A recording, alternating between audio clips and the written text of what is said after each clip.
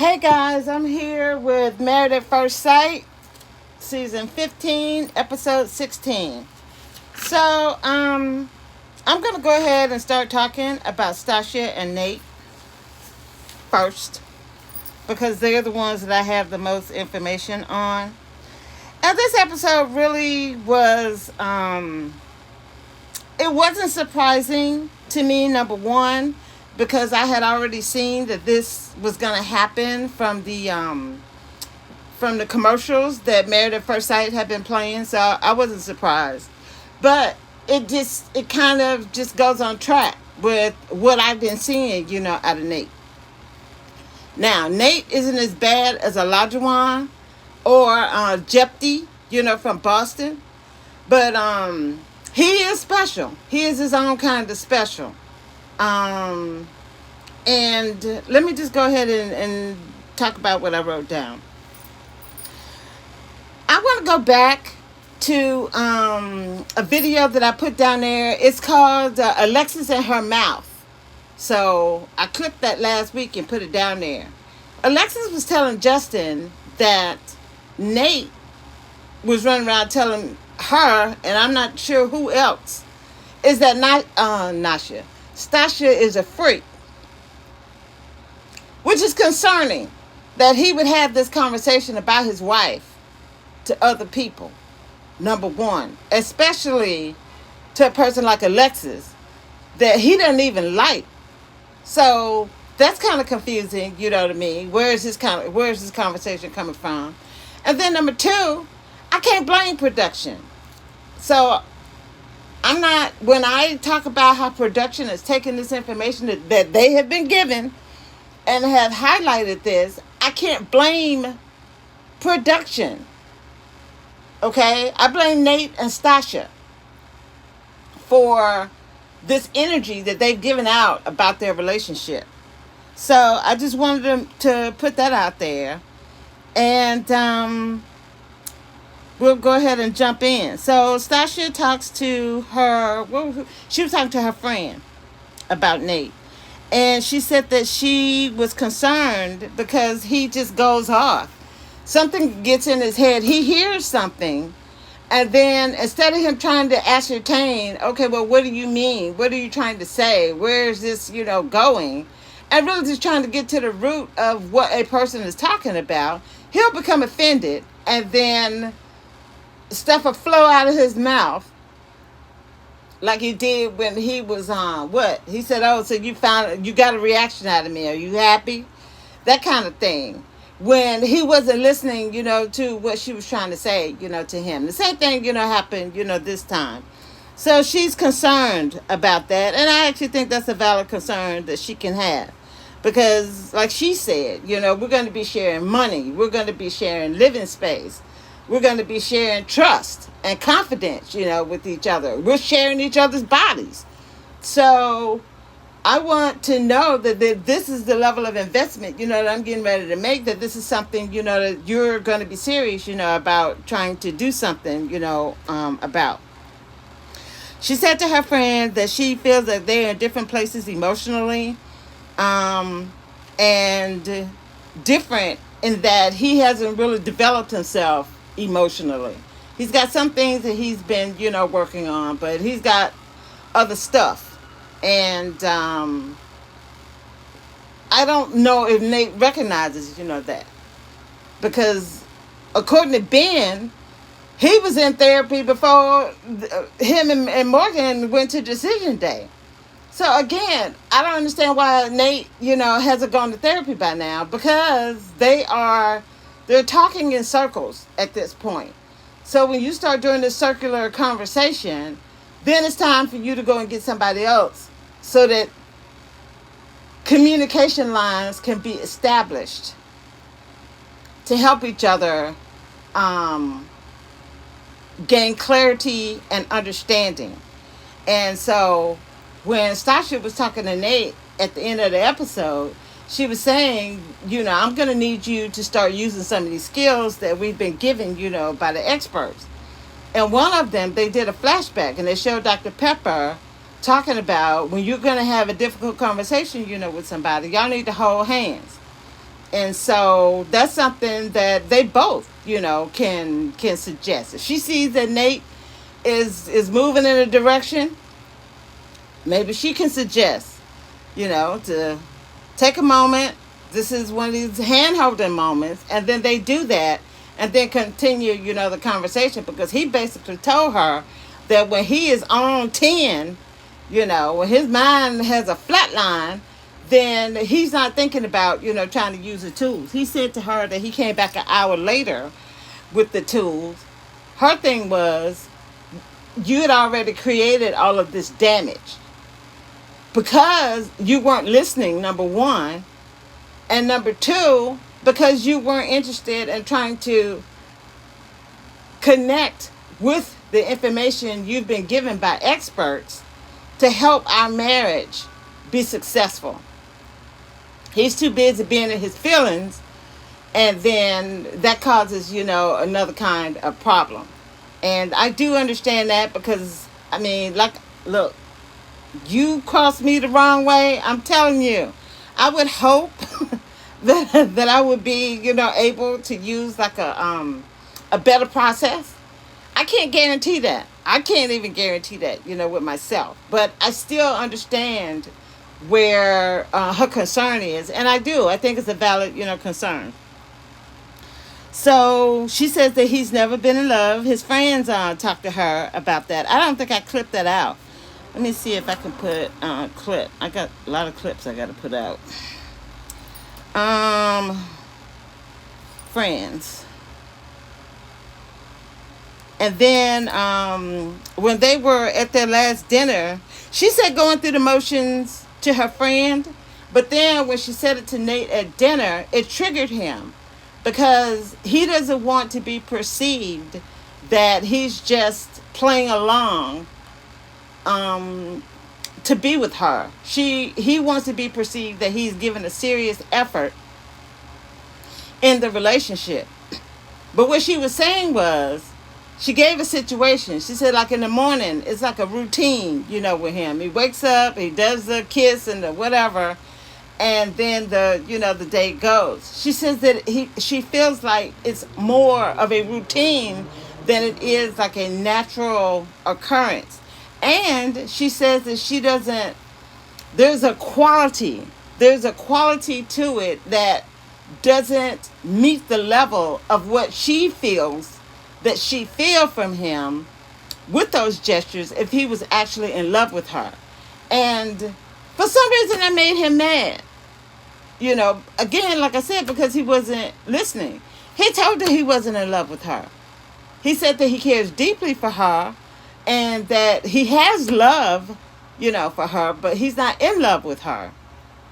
And she was basically agreeing with him and saying that when that happens, she is looking for a different kind of quality in his gestures and in the way he looks at her and in the way he touches her. And this is the problem with this whole sex thing, that they got going on. Because they're engaging in sexual activity on a level that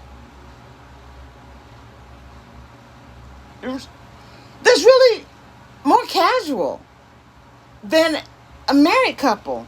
Because one of the things that Nate said is that he didn't feel comfortable walking around the house naked. Which to me isn't really a thing, because maybe you don't want to walk around the house naked. I don't know if I would want to do that, Maybe you just want to have something on. I'm here in my apartment, by myself, and I wear clothes. I wear clothes here. I have the occasional walkabout, but I wear clothes. So it would be natural for me to wear clothes if I was in the house, with somebody, as well. So I don't understand why that was a thing, for him. Because Justin and Alexis, they walk around naked, in front of each other, and look where they at. So that's too much emphasis on something I don't think is really, important. And with the level of sexual activity that they're doing, they sucking on toes and hanging off swings and doing all kinds of stuff. So you mean to tell me, okay, Nate, I'm not doing this, I'm not doing it.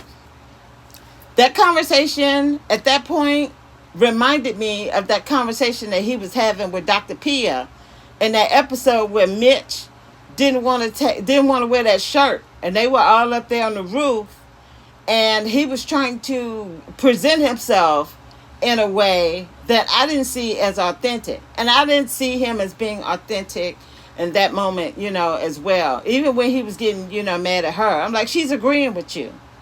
So this is just ridiculous. I mean, you just want to be mad because of something that's going on, with you. So, really interesting. It was hard to watch. It was really hard to watch. So, I did clip all of this that I'm talking about with them at that last dinner. So I invite you guys to go and watch it, for yourselves. Okay. So one of the things that she was talking to her friend about is that Nate had been in a relationship, with somebody and had lived with them, and that person was in love with him, but he still wasn't in love with her. And Stasha doesn't want to have that. So she is trying to establish some boundaries about what it is that she needs in order to feel like they're moving in a positive direction, and that this is something that she can feel comfortable and engaging in, with him. And so I saw a lot of people, Stasha this and Stasha that. Was really concerning, to me, about the way that people think these days. It's like, it's not just Stasha, I don't hear people talking about Nate. It was the same thing with Jasmina and Michael. Oh, Jasmina. But Michael was over there doing all his stuff too. And this joker got away scot-free. And now they're trying to do the same thing with Stasha and Nate. So I don't like that. And they do that kind of like with Lindy, and Miguel. And they're doing it to Alexis, too. When Justin has his own whole set of problems that he's bringing, to the relationship. So it's not just Alexis. Anyway, so what else do I said that. Okay. I said that. Oh, okay, so he was saying that he thinks that she's going to get bored with his efforts, and then she's going to just assume that he's not in love with her, and then that's going to make her turn on him, and then going to mess, the relationship up. But then you keep telling her that you're not in love with her, and she's asking you. She got little timelines that she's been asking you about where you are in your love for her. So until you actually tell her that you're in love with her, and she gets all of that radiating coming out of you, she's going to have these questions, Nate. And you're going to have to be prepared, to answer them without getting all up in your feelings. That was just ridiculous. And it was really childish. It was just childish. Because she was asking you valid questions. And from what I heard at that dinner, I didn't see it. I didn't see why he would feel justified in thinking that it's okay for him to have behaved, that way. Even if he came back an hour later and started using, some of the tools. So when they were in the bedroom, like I said at the end of the episode, they were, talking, with each other. That's clipped down there too, so you can go check it out. She said, "What do you enjoy about being married to me?" And for some reason, it was hard for Nate to give her an answer. And I suspect it was because he was still mad. So when he's angry, he can't move away from those feelings to be able to just to have another kind of conversation, with her. And I was disappointed. I thought that was a moment that he could have used to really connect and show her all this stuff that he's mad about that he feels like she doesn't appreciate. So if you're looking at her and you're like, wow, it's just so many things. You're kind, you're compassionate, you're fun, you're sexy, you're, responsible. There's a whole list of stuff that he could have said. And I mean, he just sat there. And the family, they had to start the clock on him. And then his answer wasn't really an answer. So this is, like people talk about Justin, being in his head. And he is. But this is one of them times where Nate is all up in his head. And he can't step away from himself in order to be able to communicate, on another level. Just because he's mad at her right now doesn't take away from the qualities, that he's been able to see in her over these, past 8 weeks. So yeah, that was a week. That was real weak. I mean, just he's on the superficial tip, and I'm just not into it. I'm not into what Nate has going on.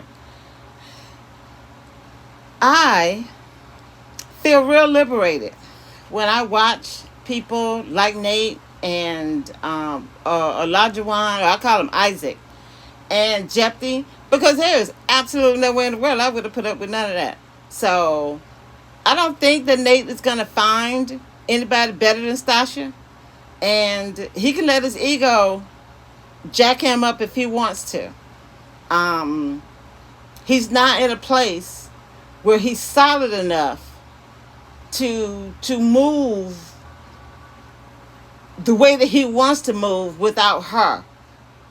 And especially after this mess he's displayed on Married at First Sight, it's just going to make it even more difficult for him to get a woman, like her. Because they're going to be looking at him like, okay, she's just a regular person. She's not any better or worse than you, so why couldn't you get along with her?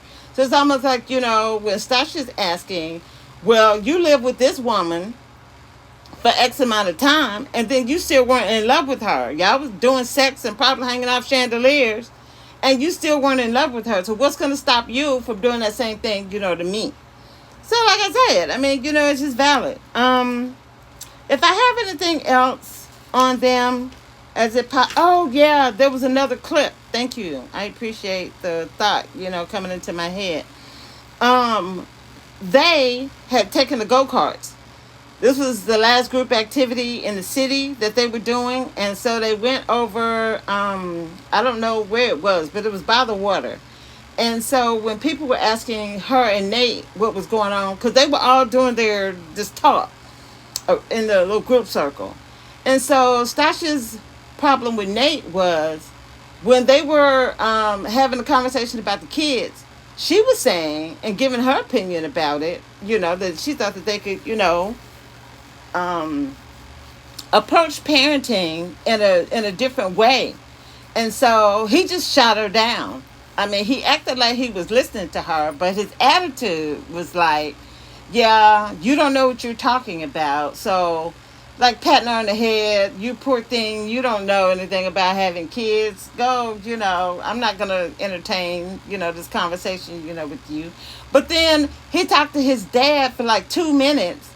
And his dad was like, yeah, y'all can have fun, and have kids. And he was like, oh, okay. So now, because he got the information from his parent, it's like she feels, well, when I said it to you, I got negativity. But when he said it to you, then you just accepted, what he said. And Nate needs to learn how to regulate that. So if she's saying something to him that he doesn't agree with, then just take a pause. Pause. You can even tape the whole conversation. Go research it. Go ask your dad. Go talk to some friends about it.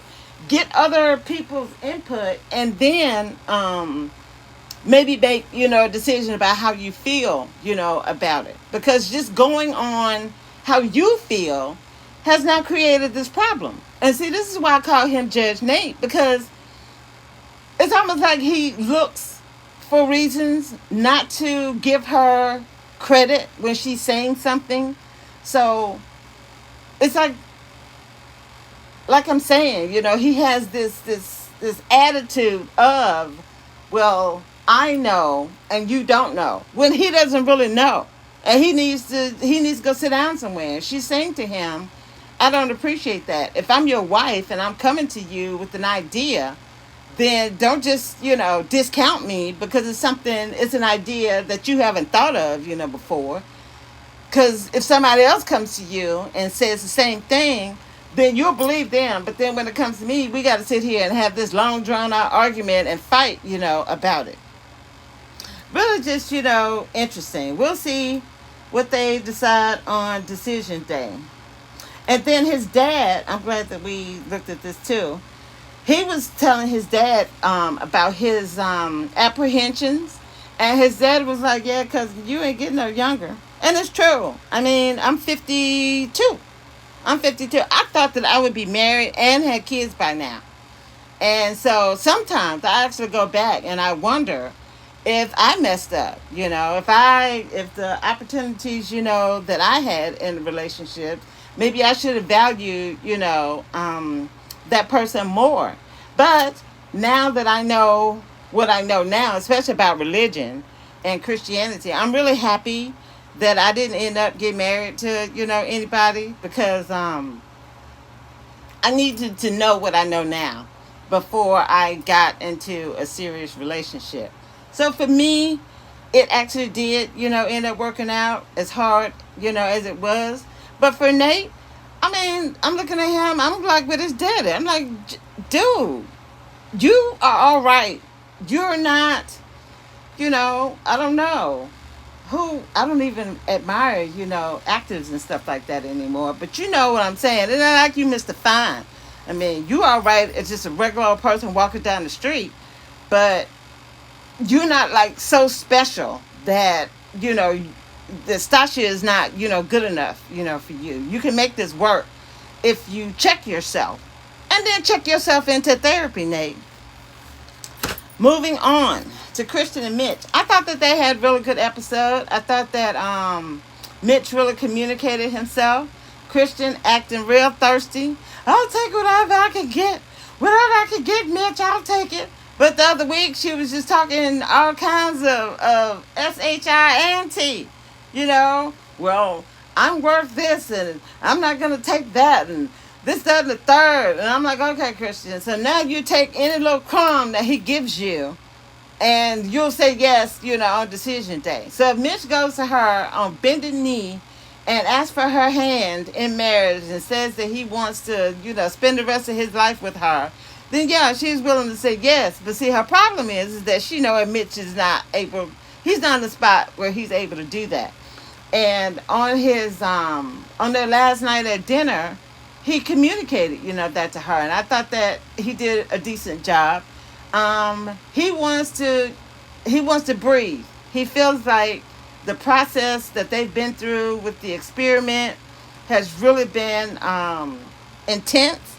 So before they make any big moves, he wants to take a moment to breathe and then come at the situation on how they're going to combine their lives on a slower pace.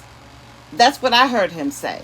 And Christian is so thirsty that Mitch, she doesn't want to have daylight between them because they work so hard in order to get to this point. I can hear her concerns that if I give you too much daylight, then we might actually move further apart than moving, closer together. So she was talking to her friend. What do I have down here for her friend? Yeah. Said she wanted Mitch to make a grand gesture. That's the one I was talking about with him on bended knee. And she said that the marriage hasn't grown into what she thought it would be. Like, I guess she thought they were going to be closer and, telling each other I love you every 5 minutes and that kind of thing. Yeah, and she said that if Mitch wants to continue, then she would say yes. And so, Mitch, he spoke with his brother, and I thought that his brother really gave him some good feedback, and that the trust he feels, the friendship he feels, the commitment that he feels from Christian, that is all like foundational stuff, It ain't sexy and cute, like, having hots, for each other, but it's very important. And in order for something long term to happen, these are the building blocks that he sees as a married man that Mitch is going to need in order for him to have a successful, relationship. So he said that he'd be disappointed that Mitch is throwing away, something good because he has expectations that are not realistic. So yeah, that was good advice. Oh, so Mitch had some really cute moments. He had the cute moment when she asked Kaluna to sleep in the bed, and they actually had a good conversation in that scene. That was really good. She asked him to put on a face mask, and he did that willingly. Didn't have any problems. Like we saw Mitch earlier when didn't even want to wear the hubby and the wifey shirt. That was ridiculous. So he is catching himself, on some of that. And he had a really cute moment with his nieces. So that was really nice.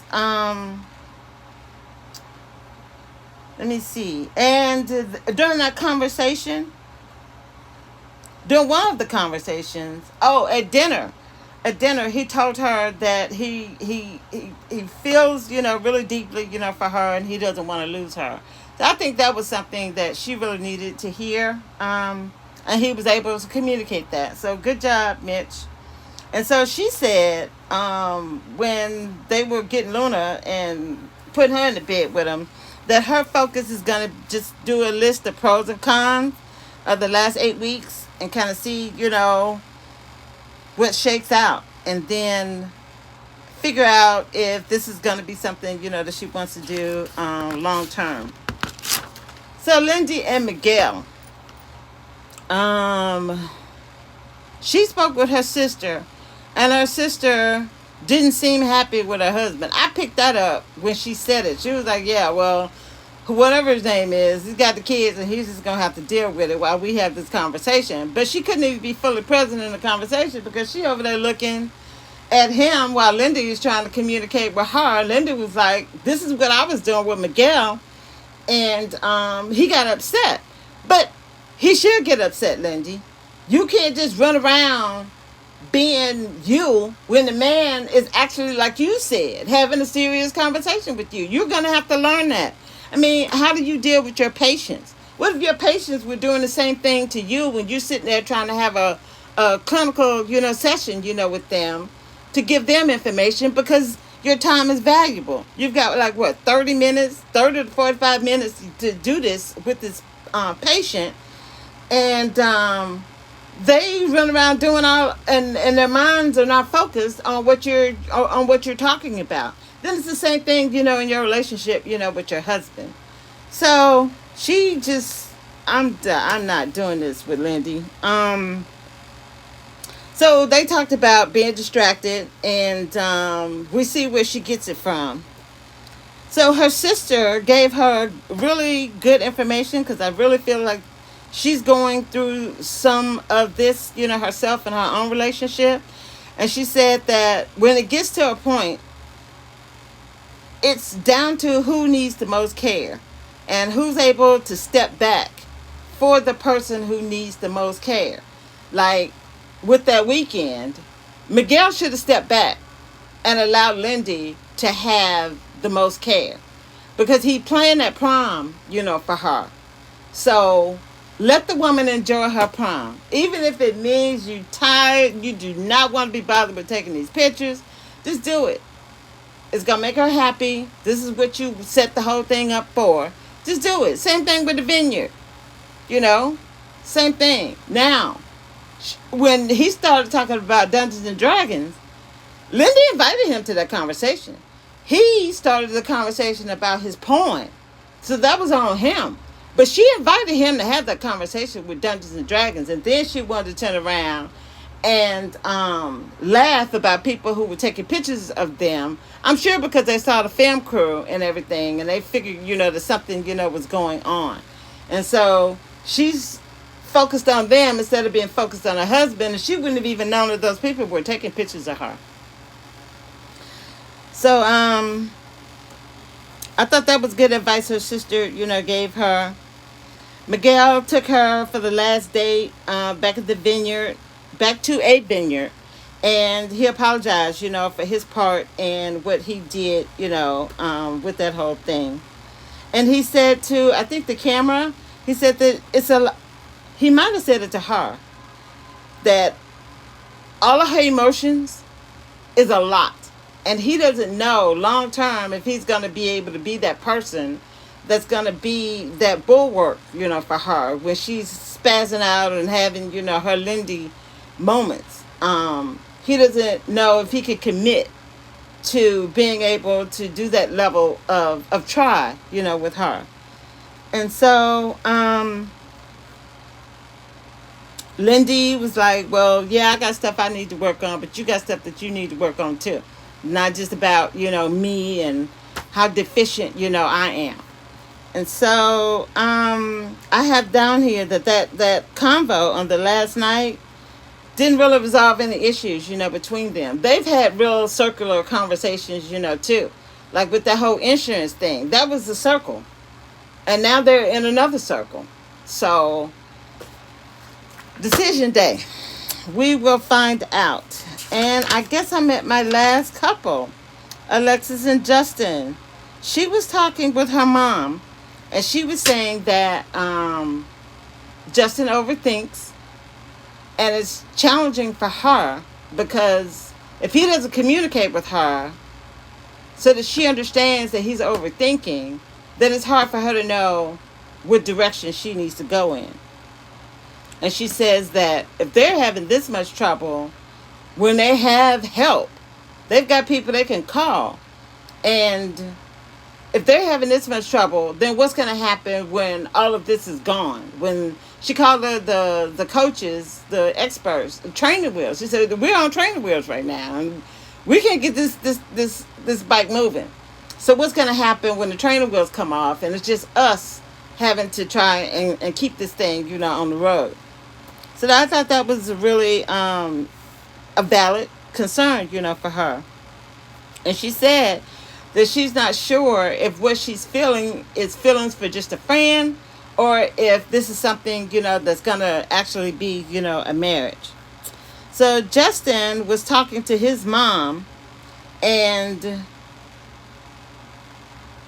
Justin doesn't want to tell the truth about his sexual abilities. I talked about this in the other video. He's not a sexual person. And he hasn't, I don't think, this is my opinion, I don't think that he's engaged in enough sex for him to know what he likes and what he dislikes sexually. So he's more reserved than Alexis is. And Alexis has told him that she wants an alpha in the bedroom. And Justin don't have that. He says that he wants to be desired by her as well. But she did desire him on the honeymoon. She was ready to go. And Justin was the one that was holding back. So he can't, in my opinion, from what I've seen, the sex department problems are coming from him, not from Alexis. So he needs to tell the truth, about that. And his mama was like, look, if the woman wants to be satisfied, then you just gonna have to figure it out. And if you need to get your freak on, then hey, cousin, get in there and go take care of your woman.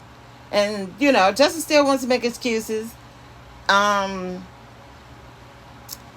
He has some real serious problem areas that if he can't get a hold of them, he's not going to be able to keep Alexis. And people can't get mad at Alexis for wanting to stay in a relationship with Justin when he wants to stay where he is. That's ridiculous. I mean, no woman wants to be with a man that's not going to be able to satisfy them sexually. Unless, that's the way that the relationship is established. Now, if she is low on her sexuality and he's low on his sexuality, then maybe they can make that work. But that's not Alexis. Alexis is high, child. She all the way on top of the Empire State Building with her, the Sears Tower. What's the tallest building in America? Whatever that is, okay? That's what she is. She all the way up there with her sexuality. And Justin is going to have to do something to meet her, with that. So he was in the circle and he was talking. He was like, "Yeah, well, a few days ago, I knew I had made my decision." And he's like, "Now, a few days later, I don't know." He goes back and forth. So it goes back to what I was saying, in the last video when he was looking at her. It was like, "Well, we're a week out. You should know." You're sitting here admitting that you don't even know. So this is the kind of stuff that comes out of his mouth. And he hasn't even really done that level of thought and process to actually go through and see what he really feels and try and understand where she could actually be before he even goes, and have a conversation, with her. So we'll see. I don't have hope, for Justin and Alexis. And like I said, I mean, at first, when the show first started, because I am sensitive and I've had people, be in my face calling me a crybaby, and all this. I was more sympathetic, to Justin, but now that I've seen, as much as I've seen, if Alexis decides that she doesn't want to be in a relationship with him, I'm okay with that. That's a valid decision that she actually, gets to make. Same thing with, Jasmine and Michael. I actually really wanted them to work too. I was so disappointed that they didn't work, but I could respect her decision. So, I feel the same way, about Alexis. That's all I have written down for right now. I don't know where I am. Okay, so 36 minutes. If I have anything else, I'll tag it. I know I got 2 clips that I got to put up now. I got to put up the clip with Justin after Newton got bit by Maya. And I'm going to clip this one where Stasha is talking to Nate's friends about his lack of ability to fall in love, with a woman up to this point. Okay, guys. So, I got something I got to do tomorrow, and I'm not going to be available, so I had to make sure that I try to get this up. Sorry about the episode from last week. I actually was sick Wednesday, and it kind of got away from me, so I had to do it, the next day. So I appreciate all of the new subscribers. Feel free to comment, and until the next video.